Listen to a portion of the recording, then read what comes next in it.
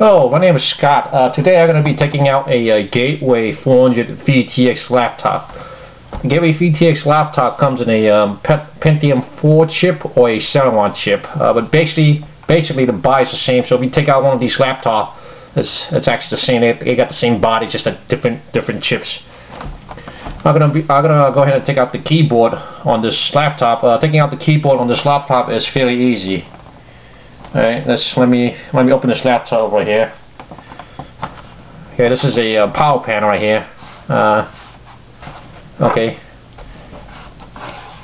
I'm gonna insert a micro precision screwdriver, something that's flatheaded screwdriver. I'm gonna put it into one of these little gaps right here, and see if I could slowly work myself up.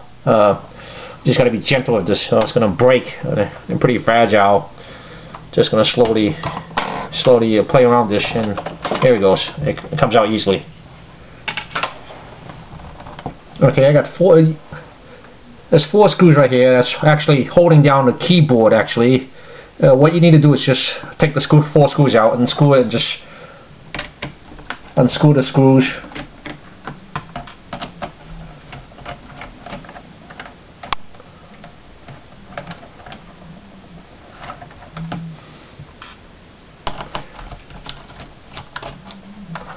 Alright, that's 3 screws and 4 screws. Okay. Alright, now you want to place your hand on the top edge of the laptop and slowly pull it out sideways. Slowly, you don't want to pull it too hard and yank it out too hard. Of course, the cable is actually connected from the keyboard to the motherboard. So if you actually pull out too hard, you might just break that cable, the video cable. So keyboard cable. So you just got to be extremely careful. Let me show you this right here. That's the connector. That's the keyboard connector right here. That connects it to the motherboard. I'm gonna go ahead and then take this out right here. I'm gonna take 2 flathead screwdrivers and slowly on each side of the connector, slowly see if I could prop it up slowly. Now I don't break the pins, just gotta be very gentle with these. There it goes.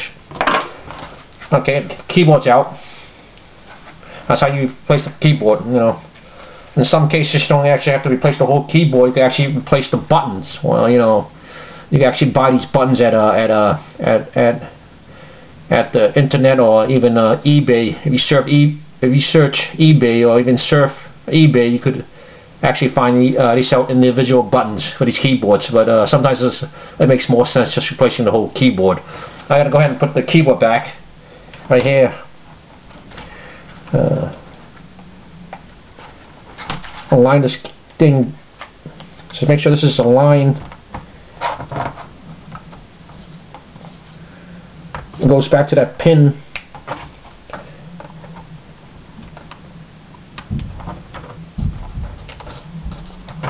Oh, this is hard, so you actually need a lot of lighting for this. Every laptop is different, so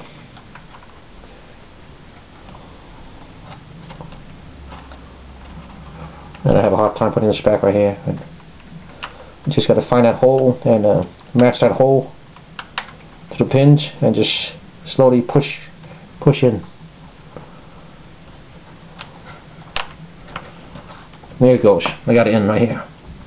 Okay. You put the keyboard right here. Slide the keyboard. Just make sure it's kind of like goes all the way in at one side, and just push it down. Okay, and just put the screws on. That's what you gotta do to place the keyboard. A fairly simple process. Put the screws on. I'm gonna just skip the screws since I'm showing you how to place the keyboard. Alright, I'm gonna put the power panel back. And just put the panel back sideways, from right to left. Put it back here. Slide it in. Now it's nice and tight. That's how you replace the keyboard. On the next segment, I'm going to show you how to upgrade the memory.